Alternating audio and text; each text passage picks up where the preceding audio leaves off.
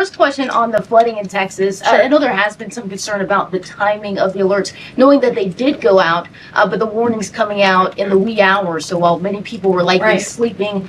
Can you share just details what you know about why those warnings were sent while people were likely sleeping, and then what the administration is doing to ensure that these alerts come out sooner?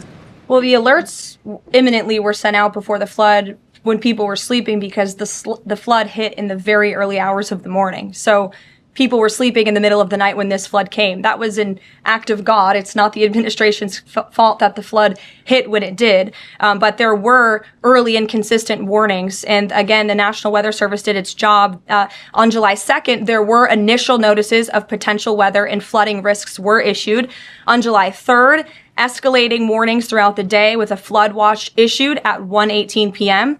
And then later at 6:10 p.m. on July 3rd, the Weather Prediction Center warned of excessive rainfall and a high likelihood of flash flooding. At 6:22 p.m. July 3rd, National Weather Center issued a hydraulic warning highlighting considerable flooding risks, including in Caryville County. And then there were the timely flash flood alerts at 11:41 p.m., 1:14 a.m., and then another flash flood emergency warning issued at 4:03 a.m. just before the flood hit. So those were all of the warnings that went out to the affected area and region.